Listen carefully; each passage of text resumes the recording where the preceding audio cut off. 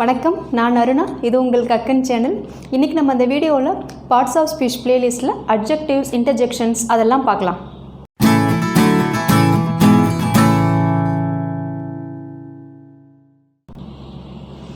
Adjective definition பாருங்கள். Adjectives always qualifies a noun or a pronoun.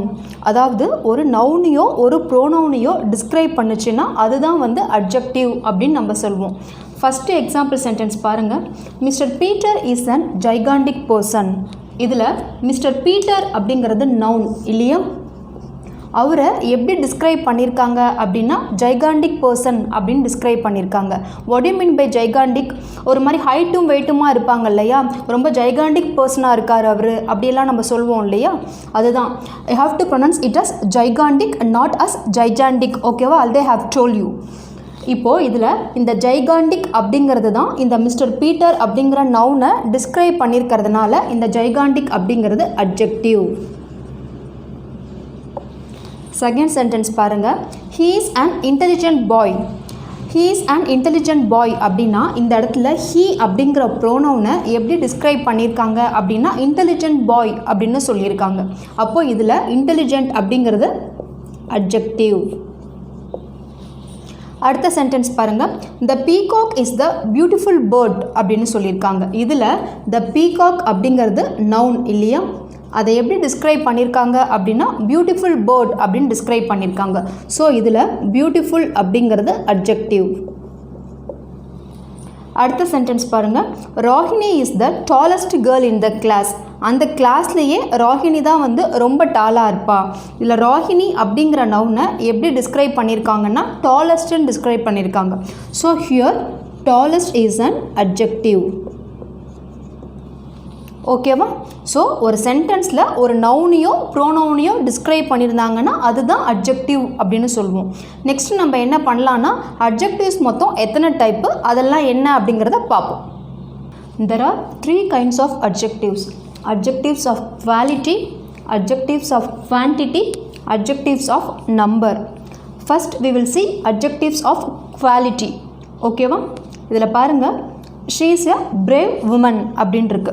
she is a brave woman அப்படின்னா அவங்க ரொம்ப தைரியமான பெண்மணி அப்படின்னு அர்த்தம். இதில் brave அப்படிங்கிறது அவங்களோட குவாலிட்டியை குறிக்குதா, அப்போது இதில் brave அப்படிங்கிறது அட்ஜெக்டிவ்.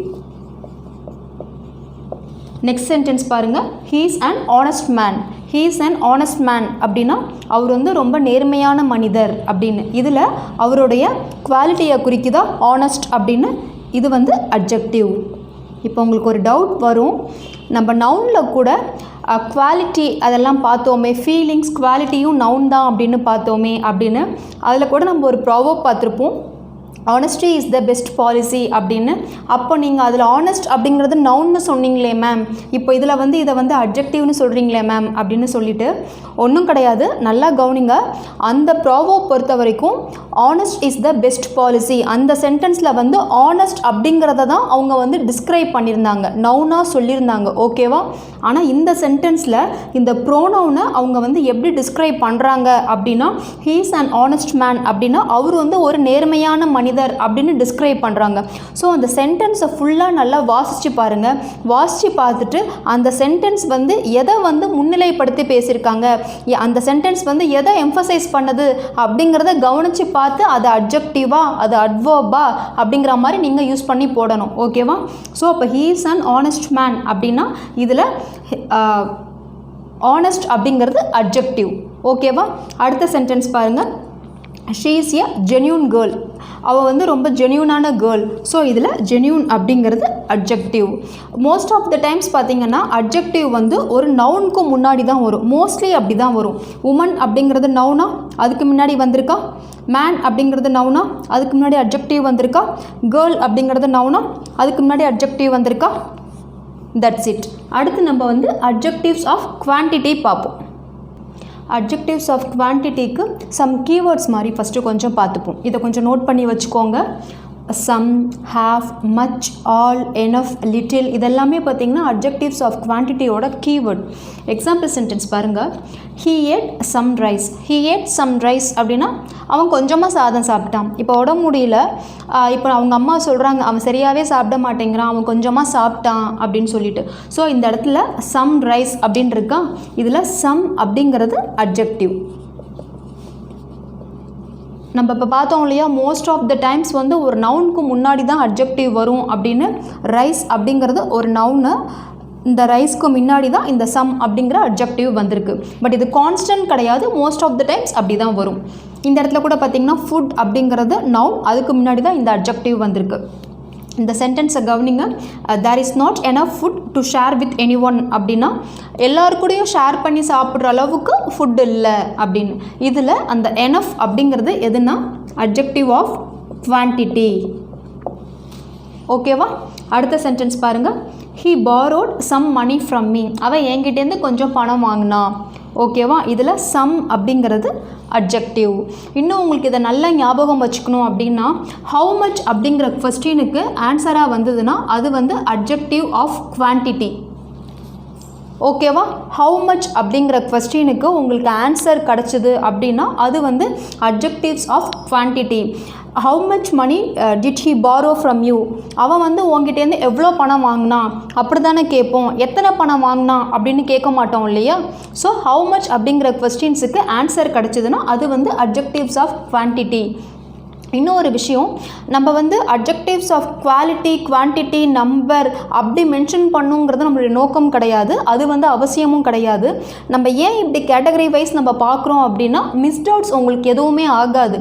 நம்ம வந்து ஒரு நவுனையோ ப்ரோனவுனையோ டிஸ்கிரைப் பண்ணால் அது மட்டும்தான் அட்ஜெக்டிவ் அப்படின்னு மட்டும் நம்ம பார்த்துக்கிட்டோம் அப்படின்னா இதே மாதிரி வர அட்ஜெக்டிவ்ஸ் ஆஃப் குவான்டிட்டியே வருது இல்லையா, இந்த சம், எனஃப் இதெல்லாம் நமக்கு வந்து அட்ஜெக்டிவ் அப்படிங்கிறது தெரியாமையே போயிடும்.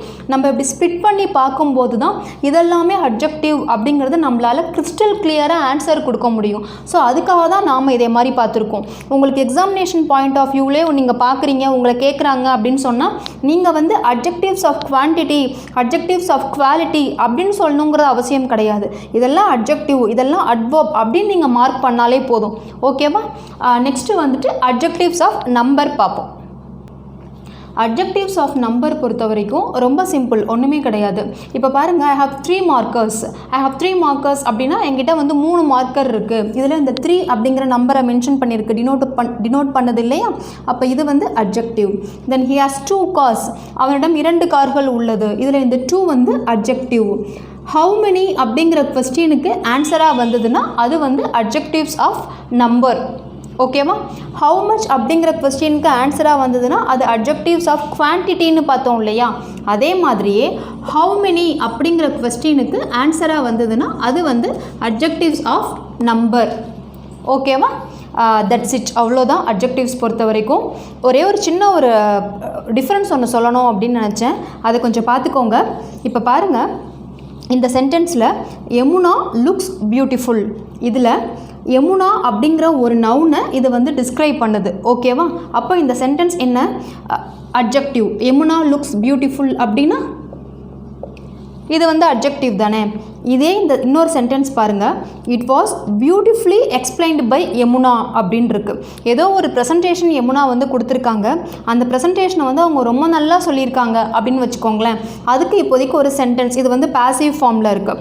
It was beautifully explained by Yamuna அப்படின்னு.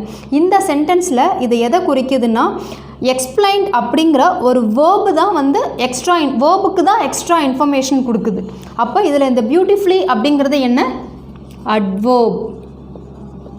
இதை தான் நீங்கள் கவனிக்கணும். அந்த சென்டென்ஸை ஃபுல்லாக படித்து பார்த்துட்டு அந்த சென்டென்ஸில் அந்த வேர்டு வந்து ஒரு நவுனை டிஸ்கிரைப் பண்ணுதா, ஒரு வேர்பை டிஸ்கிரைப் பண்ணுதா, இல்லை ஒரு நவுனை பற்றி அவங்க பேசியிருக்காங்களா அப்படிங்கிறத நாம் தான் படித்து பார்த்து புரிஞ்சுக்கணும். ஓகேவா? அதுக்காக தான் நான் இந்த டிஃப்ரென்ஸ் உங்களுக்கு சொன்னேன். இதே சேம் சென்டென்ஸில் ஒன்று வந்து அட்ஜெக்டிவாக இருக்குது, ஒன்று வந்து அட்வர்பாக இருக்குது. எப்படின்னு பாருங்கள், இன்னொரு தடவை வேணாலும் சொல்கிறேன்.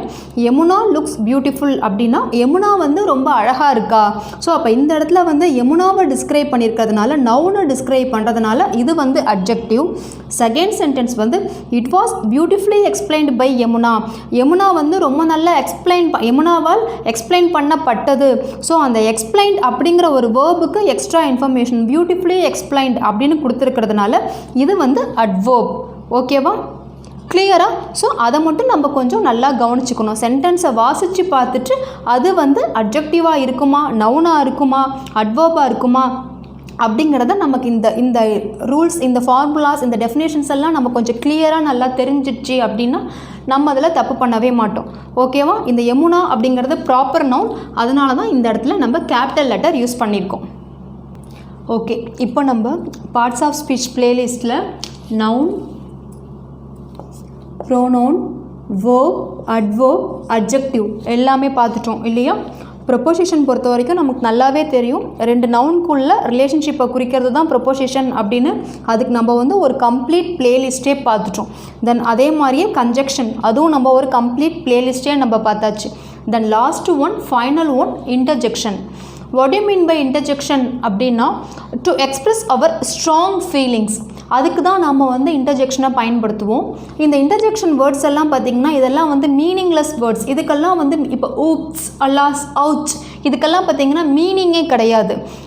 To express our strong feelings அப்படின்னு நம்ம சொல்லும்போது அது வந்து சந்தோஷத்துக்காகவும் இருக்கலாம், இல்லை சோகத்துக்காகவும் இருக்கலாம். ஸோ நம்மளோட ஃபீலிங்ஸை எக்ஸ்ப்ரெஸ் பண்ணுறதுக்காக தான் நாம் இந்த வேர்ட்ஸ் எல்லாம் யூஸ் பண்ணுவோம். பார்த்துருப்போம் இல்லையா? இதே மாதிரி வேர்ட்ஸ் எல்லாம் ஊப்ஸ், அலாஸ், அவுச், வாவ் அப்படிலாம் சொல்லுவோம். யா அப்படியெல்லாம் நம்ம சொல்கிறோம் இல்லையா? ஸோ இதெல்லாம் தான் இன்டர்ஜெக்ஷன் அப்படிங்கிறது. ஸோ இன்டர்ஜெக்ஷன் பொறுத்த வரைக்கும் அதுக்கு வந்து மீனிங்கே கிடையாது. ஓகேவா?